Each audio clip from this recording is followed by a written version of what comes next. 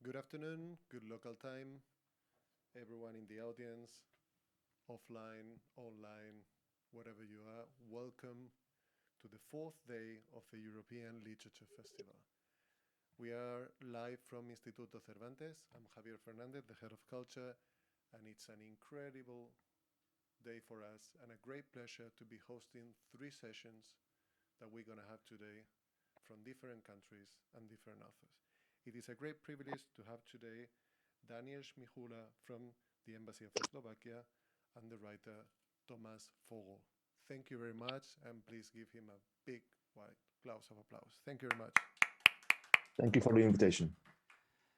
Hello, everybody. It's an honor and pleasure for me to introduce you Tomáš Forró, who is one of the most remarkable contemporary Slovak writers and journalists.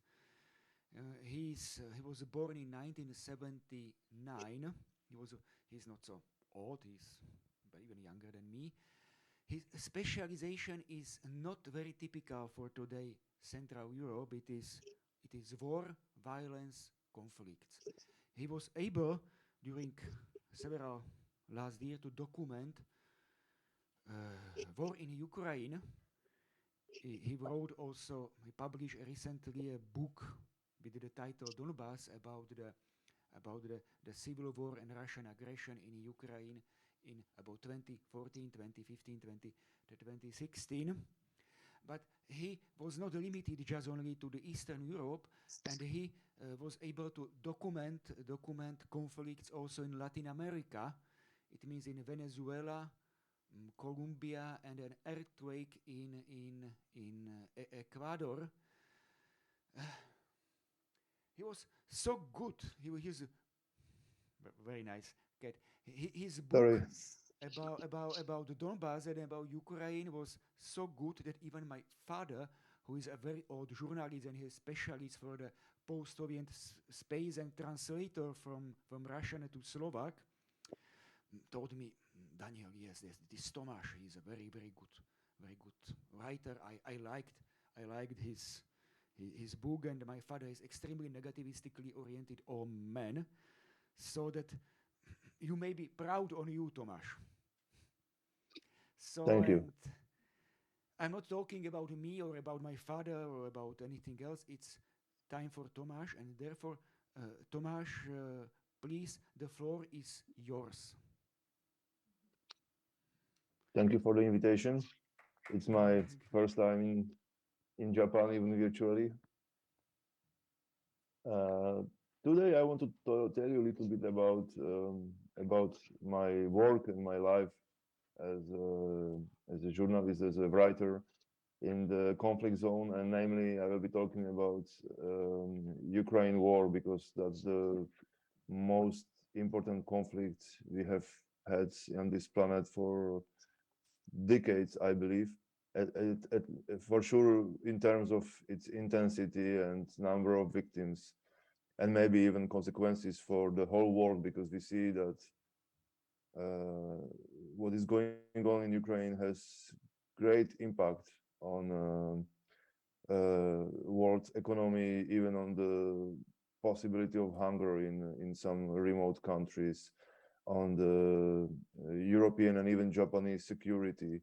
So I think this conflict it's really kind of game changer, and I have been covering it from the very beginning. Typically, our work of the journalists in any conflict, it's something that we watch it, we try to cover it in some way, but we would always distinguish ourselves from the fighting sides by means of our status, which is guaranteed by the international agreements, by the fact that we don't take part in the war, by the fact that we look differently.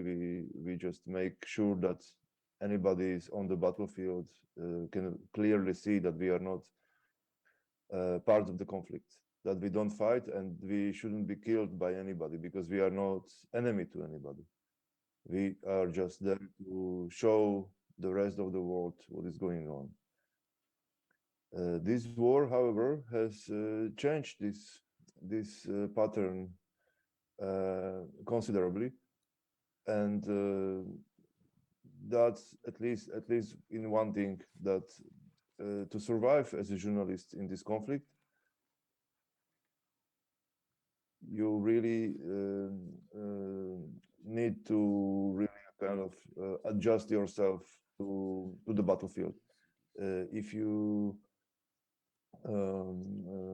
make sure that you are clearly visible as a neutral part of the observers, you can get killed. And that's what happened to many of my colleagues in the last months. So this is the first conflict that I'm covering, where I even put down the name, the title press, which we usually wear on our chest, on our heads, on the helmets. Before we would use different colors than soldiers, which is not the case now. So basically, what we do now is the same that soldiers do. We just use camouflage, and we work with soldiers, with one exception: we don't use weapons, at least unless it's really necessary for survival. I have never done it on the battlefield, and I hope I will never do it. So what happened basically? It's the fact that we became the same target like anybody else in this war, and that is true especially for the Russian army, which is basically killing anybody who is in the site. So me and my colleagues, we realized that to be able to survive in our work in this war, we need to hide. We need to stop showing to the environment that we are not part of the conflict, basically. That's one part. Of course, when I go to the conflict, when I go to Ukraine, I wear the ballistics. I don't wear the weapons. But that's about the only thing that distinguishes me from the soldiers. And why I'm talking about all this, because that's how this world of journalists, the world of media, intertwines with the world of militaries. Before, it was completely separated, and we were just two different groups on the same place, which looked as if it was just an accident. Now the journalists are, I think, getting much more closer to this military world, and this is also what happened to me.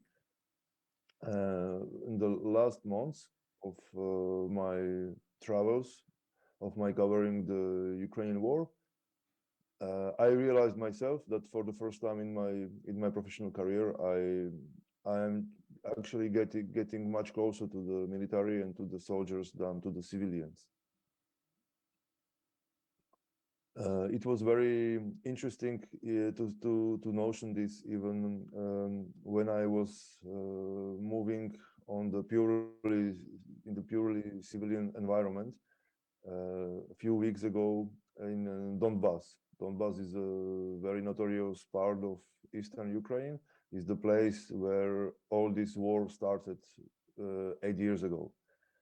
Nowadays, it's subject of most fierce Russian attacks. So many cities are completely razed down to the ground. They are not. We can't even say that they are bombarded. They are literally burned down. The Russian forces have been bombarding them with inflammatory bombs for weeks. Often there was no army. There was no reason why to do this. They were just destroying the civilian infrastructure, the houses. So nowadays, when you go to Donbass, you are very likely to see just destroyed apartment buildings. And this is also how this military and civilian, or if we want to say journalist life, intertwines. I remember I came to one of these cities of Izium. You can see it now on the picture. If you go back one photo, Daniel. This one? Yes, no, the previous photo. No. No. Go farther, please. Yes, exactly. This is how Izium looks today. Is the place completely destroyed? It's burnt. Only in this building that you see on the photo, 62 people were killed. They were actually hiding in the basement, in the shelter, and still they were killed. So this is how it looks there.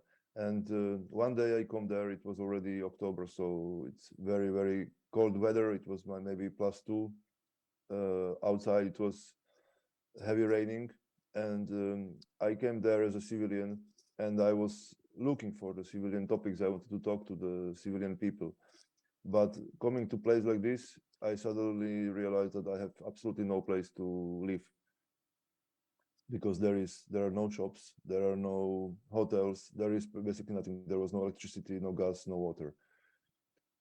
So what I had to do was again to submit to soldiers. So the only thing I could do was just look for first military unit I found, which were some guys, soldiers, sitting on the checkpoint next to the destroyed village, destroyed bridge, sorry, and asked them for help. And this is again how I realized that to survive in this world, we can't really work just okay. Actually, on this photo you can see there is my friend, Japanese reporter, journalist as well, and that's exactly what I'm talking about. He looks just like soldiers. The guy to the left is a soldier, it's a sniper, and guy to the right is a Japanese reporter. By the way, Japanese journalists in this war are really brave people. I've met several of them, and they're all really great guys. I was really amazed. I didn't know that you have such a good reportage school in Japan. So that's the guy. He was also following the fights just like me. But coming back to Izium, so I to survive as a civilian there without knowing anything in that destroyed city, there were still some people living, but I didn't know anybody. I had to go to military again, which I would never do in my life normally in the conflicts I've seen before. It's not always the safest thing to bother just any soldiers you meet, but that's the only thing I can do. So I found the first military unit, and these guys, they just told me they found somebody who would house me. So basically, thanks to their contacts, thanks to their knowledge of the place there, I was able to survive as well, because otherwise I don't know how could I live through the night. It was extremely cold.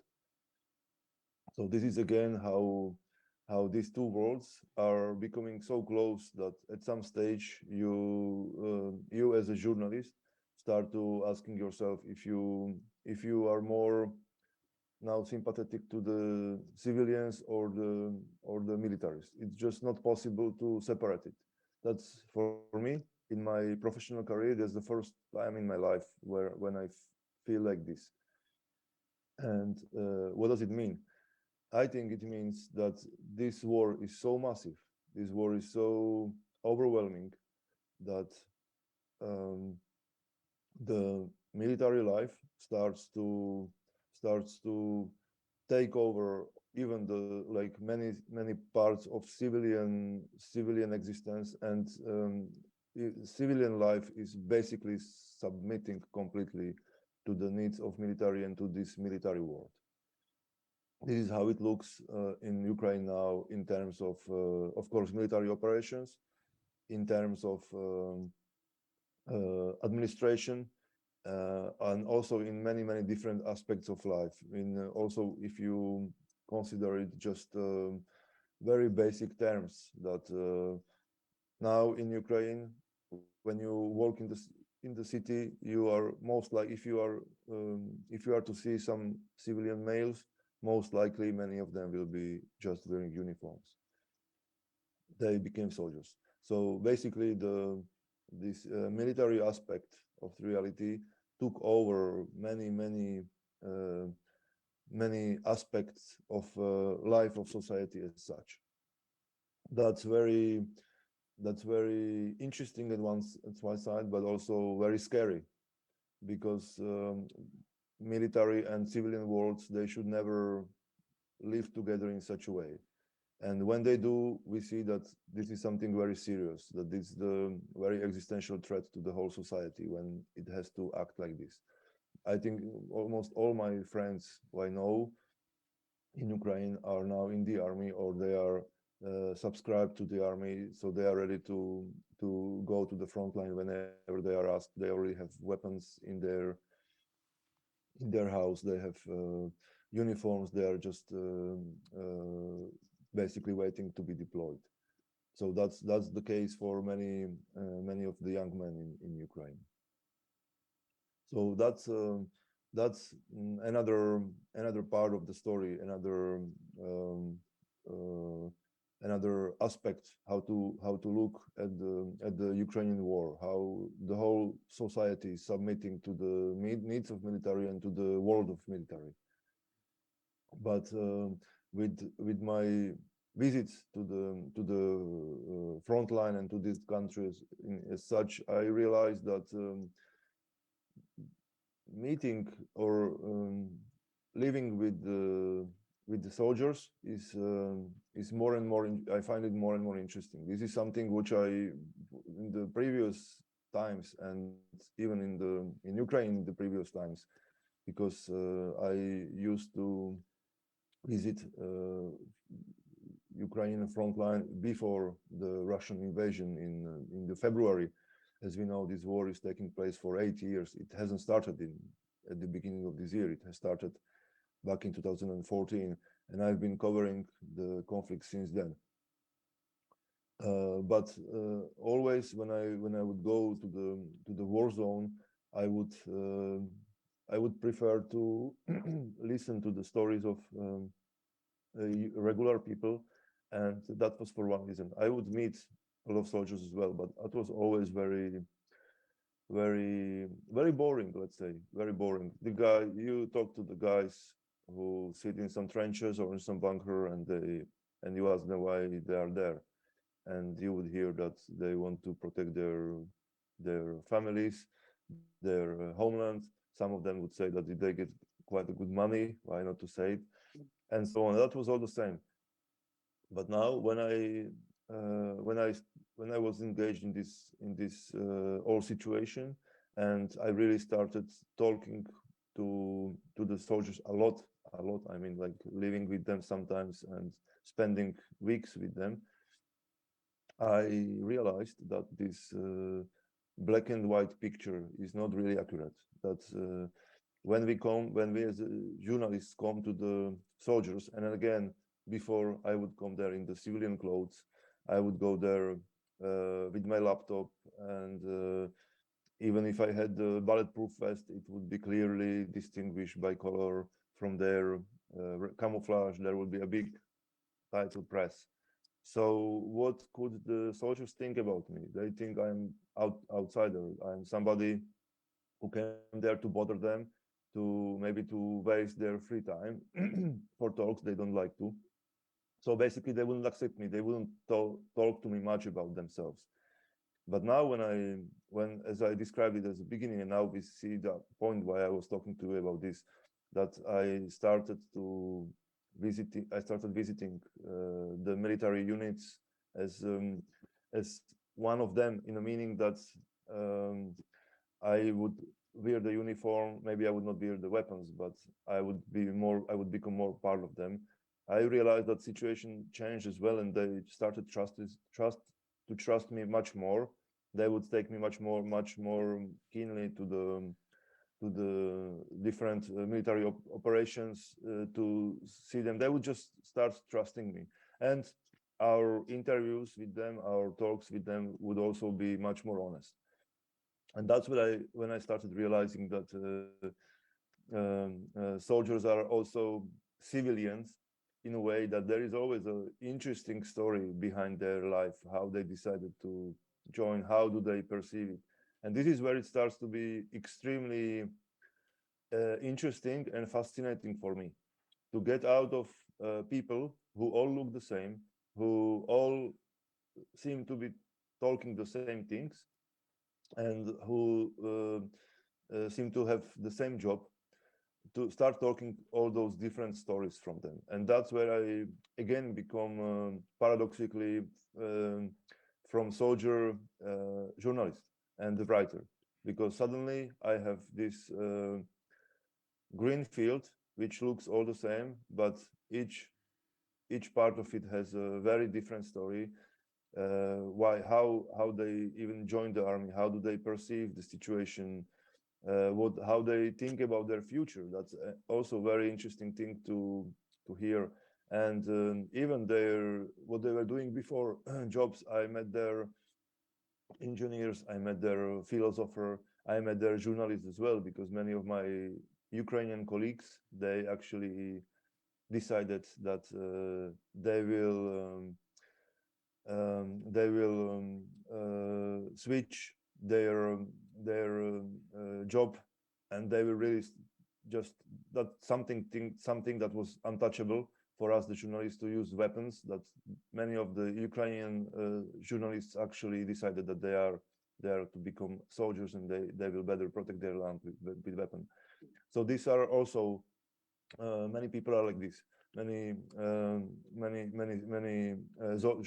soldiers are in fact extremely interesting people, and many soldiers who fight in Ukraine, they are not professional soldiers in a way that they would be doing this their whole their life. But many of them, maybe half a year ago or 1 year ago, they would be sitting in the conference room like you are doing now, and they would be speakers, they would be moderators, they would be attenders, people who go to the theater. So it's not really what you can find now in the trenches, in all that mud and rain and snow that is now on the battlefield in Ukraine. Most of the people you can find there, they are just people like us.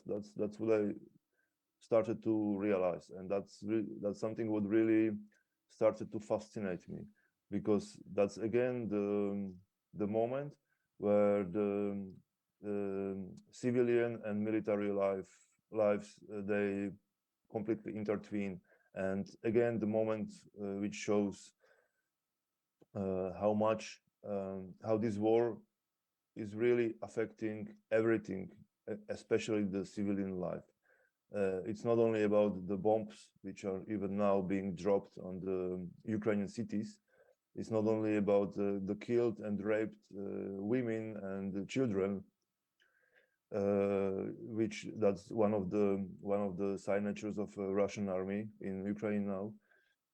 But there's a much deeper aspect to this, and that's what I think most of the civilians don't even realize. And that's the thing, how much they are becoming engaged in the military life, in something which should be always very much separated: weapons and civilians, military technique, civilian vehicles, civilian stuff. This is something which is completely put together now. That's I mean, it's visible in so many aspects. There are civilians buying weapons and equipment for their own soldiers. There are soldiers using civilian cars, vehicles, and things like this. But most of all, what I think is most significant thing and most even dangerous is for the society, for the future of Ukraine, is how much civilians are accepting the point of view of military, the way that maybe in the sense of life is solving things with weapons. That it may be the only way to survive. This is what many civilians tell me as well. They see the way of fighting, the way of putting the armed resistance, that's the only thing that should be done now.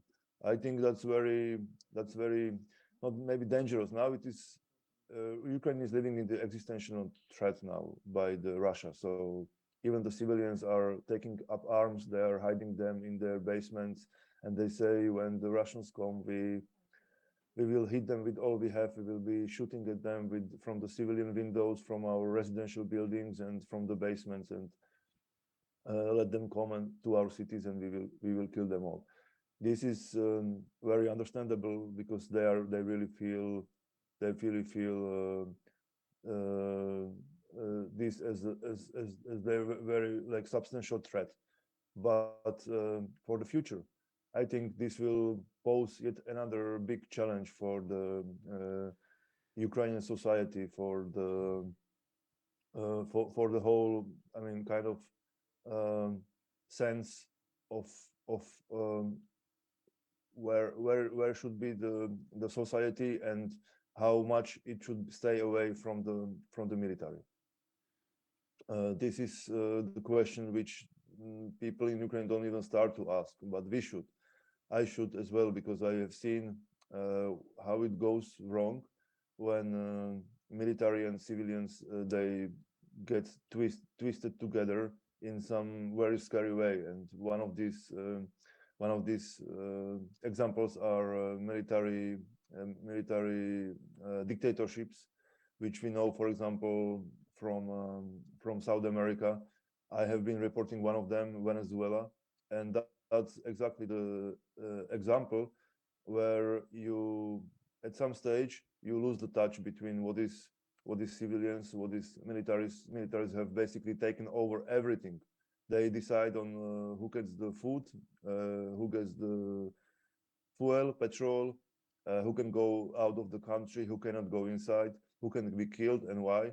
So they took over all aspects of the civilian life, and that's very, very, very scary image. That's why I'm saying that this is something to watch in Ukraine. It is extremely interesting, extremely fascinating, and even it is immersing myself as a journalist, as a writer, to see it, to be able to describe it, to be able to understand it. But at the same time, it is very dangerous. So what we are seeing now in Ukraine, it is maybe balancing on this kind of cliff when the country is it is a normal democratic civilian country. At the same time, it is taking over the measures which may have very serious consequences for its future.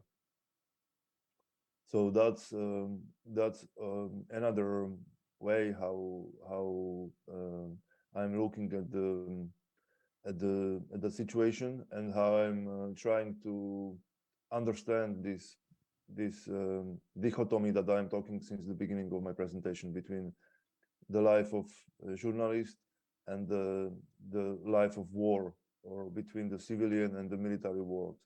That's where I'm looking for my habitat when I come to Ukraine each time. Maybe Daniel, we can now show again some of the photos that you have been showing randomly, and I could tell you a few words about them, so that you can understand how it all fits into this is the empty shells from the artillery, and I found them in the very middle of the civilian suburb in Ukrainian city of Mykolaiv, and that's exactly what we are talking about.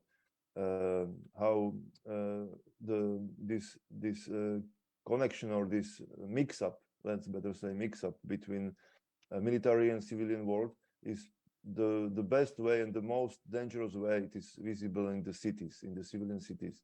When Russians started attacking the cities, what can the Ukrainian army do? No, the only thing they can do is retreat back to the city itself and protect the city from there. They cannot go out to some field and say, guys, let's fight here because there are civilians and we can break. If we will fight inside the city, we will break the rules of Geneva Convention about the war laws. You know, it can be. It doesn't work like this. If you attack the city, somebody who defends the city has to be inside the city. So basically, you can see people living in their houses between just two sides shelling each other, and that's what I'm saying, that I found that there were hundreds of artillery shells. Each of those shells you saw on the previous picture can destroy a building. They were just dropped next to the building, usual building. That's another photo of the Next one. can you go? Yeah, this is again the city of Mykolaiv, and that's the main administration building, civilian administration building. But again, that's when we are talking about this military and civilian life. The Russians recently they realized they cannot win over the Ukraine army, so they are trying to win over the Ukrainian civilians, and they are destroying civilian infrastructure. And this was the main building of the city of 500,000 people.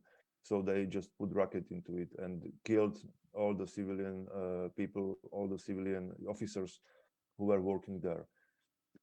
Daniel, there was one also previous 2 or 3 photos back. There was a big queue of people. One more, please. This one. Yes, and this is again Mykolaiv. That was in the summer. People waiting for the humanitarian aid. So it's the city which was at that moment completely dependent on the aid from the outside world. These kind of queues were taking there for hours. And I remember one day Russians found out that there are people waiting for the food, so they would shell them as well. There was a bombing of this. Can you go back, just Daniel? Yes. So they shelled exactly place like this, and I saw the bomb exploded maybe 100 meters from this amount of people, and it was very scary for me to watch what happened. There was an explosion, everybody ran away who could, and in maybe 5 seconds all the people got back to the queue, to their place, as if nothing happened. So I asked them, are you not scared? Maybe you should go to the shelter to wait for a few hours until it's safe. And they said, if we wait for a few hours, we will have nothing to eat for the next days. So that's the reality now in Ukraine. People are living under constant threat of being killed from a few kilometers away by some artillery, but that's not even that important for them. It just became so normal, so typical part of their everyday life that they don't even care. They just hide for a few seconds when there is explosion, and then they go back on their own. Yeah. So we can go another photo. Yeah, this is one of the civilian cars. People also in Mykolaiv, they are showing me the holes from the bullets. They were just passing quite far away from the front line, but there were probably some Russian diversants just looking to kill anybody who could see. Yeah, you can go on with the photos. Yeah, we have seen this one. That's already in one of the military units near Mykolaiv. Their name is Predators, and the Japanese reporter I met, he was actually with them. So he was working with this group. It's a group of military volunteers who work on the front line very aggressively. They are looking for different Russian targets, and they destroy them, and they just go back. So they don't interact directly on the front line for weeks. They're kind of special operations group who just comes, hits the target, and goes back. Yeah, you can go further. And this is the city of Mykolaiv, as you could see it from the very beginning of conflict. It is every day it is being bombarded at several places. So the smoke like this you can see every day, every night over the city, because there is all the time something which was hit. It's just constant rockets, these Iranian drones, which are now very infamous, Shahid, the suicidal drones. So that the city of Mykolaiv, one of the most typical targets for the Russians. Yes. These are already the pictures from the southern front line. So it's the part of Ukraine which was liberated 2 weeks ago. Now we are talking about the critical city of Kherson. And what we see on this photo, it was made in October. That was preparation for this huge military counteroffensive by the Ukrainian army. So before they took over the city of Kherson in November, they were basically concentrating their thousands of troops, the most sophisticated Western weaponry, heavy technique, and I visited them for a few weeks as well, and I was just watching how the whole counteroffensive was basically taking on its speed and being prepared. Yes.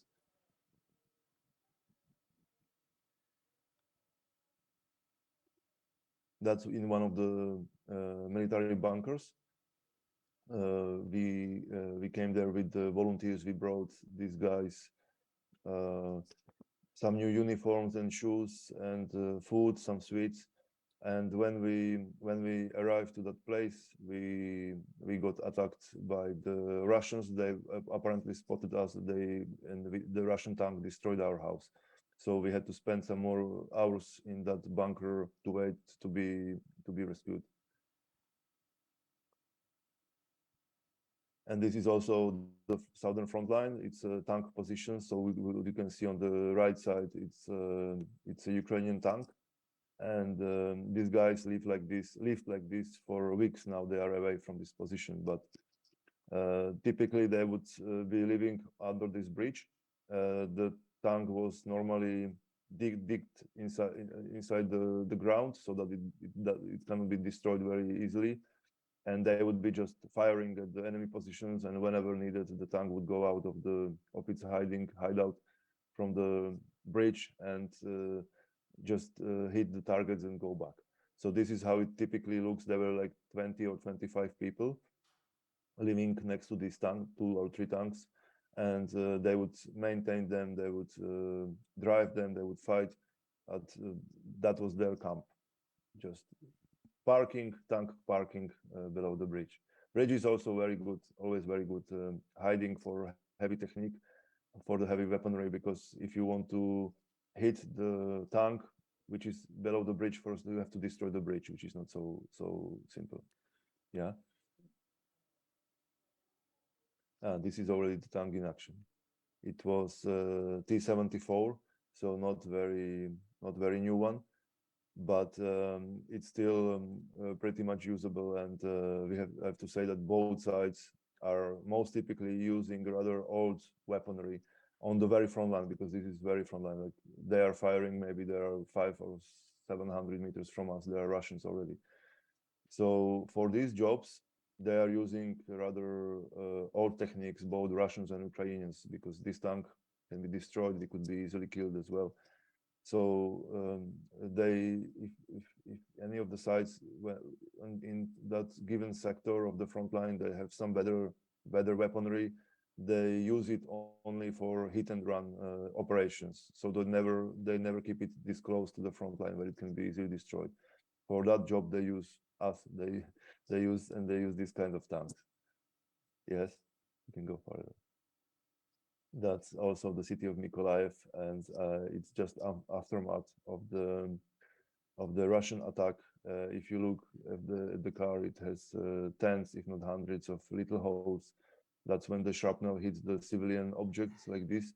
It gets basically really ripped through by all these little pieces. That's how the military weapons should never be used against the civilians, because civilian structures are completely unprepared for this kind of attacks. But this is what is happening in Ukraine every day. It's this so-called reactive ammunition, which goes through everything, very small pieces, just penetrate the concrete and cars and everything. And that's on the military attack of the Ukrainian army, who were trying to get a unit of the Russian saboteurs. This small Russian units of saboteurs, they would usually come to either to the civilian villages or to the military units. They would try to kill some people or plant the mines and then retreat back. And this was one of the small units that was seeking for the saboteurs and destroying them on the spot. And that's also aftermath of the attacks on the southern front line of the campaign that was at the end successful on the side of Ukrainian army, and they took Kherson. So I was following the frontline units of Ukrainian army as they were advancing against the Russians and destroying everything, all this Russian technique. So pictures these were very typical every day for us, for the journalists to see hundreds of destroyed tanks, personal carriers, and artillery, and everything possible. Yeah, that's the already, I think, very symbolic photograph from Ukraine. All the journalists want to have a photo of their own destroyed Russian tank turret. But there is a story behind this, why there are so many tank turrets dismembered from the tanks. Most Russian tanks, they have embedded very serious technological technological issue. There is ammunition stored around this turret. So when the Russian tank is hit properly, it basically explodes in such a way that the turret is just taken away from its tank. So that's why we see pictures like this so often in Ukraine. And that's the Japanese guy. We spent a few days. Yeah, we talked about this. This is how the front line usually looks. This is not the war of soldiers shooting at each other with machine guns.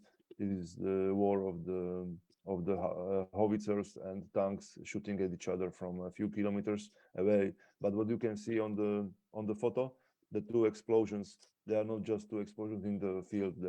They are trenches. So with each of these explosion, there might be few or tens of people dead, because they usually know very well where they shoot, and there you have actually no hiding. There in this war, there are not bunkers used very much, because the ammunition is so strong that it penetrates everything. So the soldiers, they just dig the holes in the ground. These are the first days of the war. It's early March in Kiev, and I was passing with the military unit that was defending the Kiev on its outskirts. Yeah, that's how it looks. That's my everyday life. The bulletproof vest and the helmet, my everyday friends. And that's one of the very special units that fight in the Ukraine. They are called Georgian Legion. I wrote about its commander, you can see to the right. I wrote about him in my book. It's the guy who has been fighting against Russia in different front lines since he's 13 years of age. And now he came from Georgia to Ukraine to help them fight against Russia as well. Are we over with the photos? No, I think so. There was one or two more, no? Yes. Just military art. Yes, and this is the end of March. Can you go back, please? Tomáš, thank you for your presentation and Okay. for your introduction in a society, the civilian society, which in condition of total war is becoming more and more militaristic. This is a process of militarization of the society, and you presented here also all these war atrocities. So, but I think that now we have time for a couple of questions, and perhaps you are also interested in his Tomáš personal experiences. And if you have any questions, please raise a hand and I will come to you with my microphone.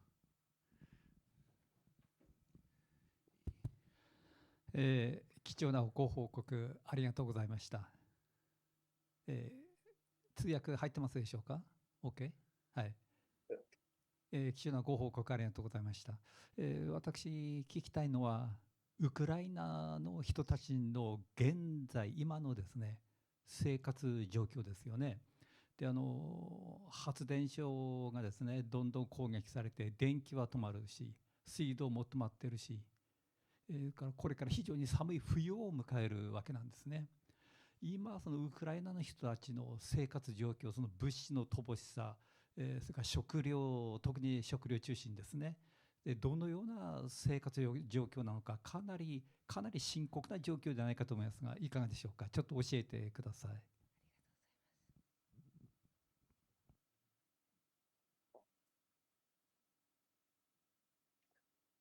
I could describe it in just two words, total misery, but it's just label, doesn't really gives you the image of what is going on. But I can tell you only what I've seen, what I experienced by my own, and that still wasn't the worst of all. I mentioned that city of Izium. Maybe you remember I showed the photo of the apartment building, basically split into two by the bombs. So in that city, there is about 60% of buildings not only bombarded, they are completely burned down to the ground. And there was basically nothing. I came to that city with no car. I just hitchhiked there because there is not even transportation, not the petrol, nothing to get so easy. There is no shops. There are no shops. There are no restaurants. There are no hotels. There is no electricity, water, gas. So I get to that city. It's +2 degrees and it's heavy raining, and you suddenly realize that anything you knew about civilization doesn't apply to you. Whatever you have remembered from 50 kilometers away, it doesn't matter because you are there now. You have your backpack and you can go those 50 kilometers because there is nobody to take you, and you have to find a way. So I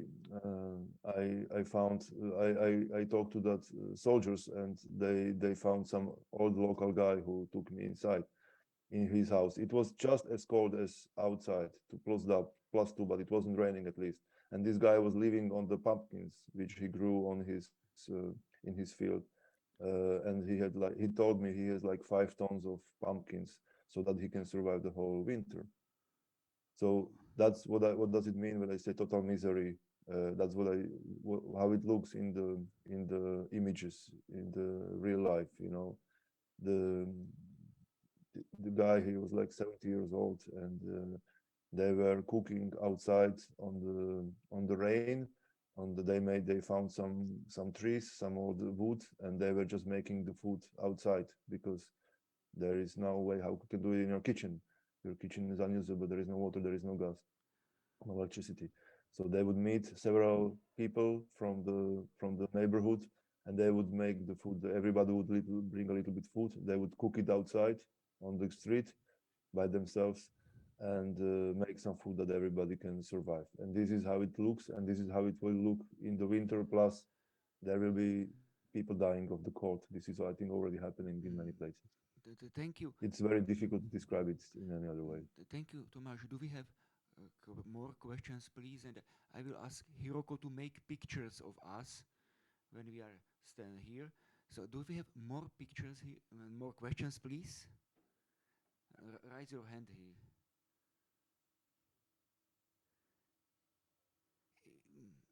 If there is not more pictures, I would like to ask you the last question, Tomáš. What is a general mood of the people? What is a general atmosphere of people in Ukraine? Are they willing to continue fighting, or they want to have a peace as soon as possible, regardless conditions, and or what? What is this situation, this political atmosphere in Ukraine? The reason why Russia is now bombarding the energetic infrastructure and civilian targets is exactly to break down the civilian people, because the Russian militaries, they hope that if they break down civilians, the civilians will take down their government. And so they want to fight Ukrainian military by means of Ukrainian civilians. That's the terrorist tactic, which was very widely used in 20th century, and it has never worked. And it doesn't work in Ukraine either. So the more bombs are falling on their houses and on their power stations, the more angry the Ukrainians are and the more support they give to their military.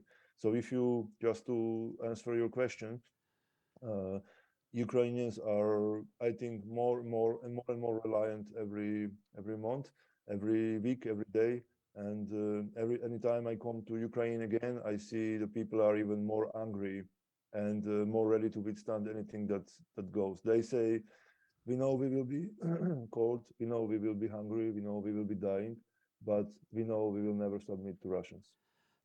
Thank you, Tomáš. This was a very important last message, but we were just first session, and there are 2 more sessions after us, so we have to finish our discussion and your presentation. Tomáš, thank you. I hope that we will have even chance to discuss together about this, and thank you for visiting this presentation, this meeting. Thank you for the invitation. It was my pleasure. And thank you for accepting this invitation. And I hope that we will have an opportunity to meet and discuss again. Thank you. Goodbye. Bye-bye. Thank you.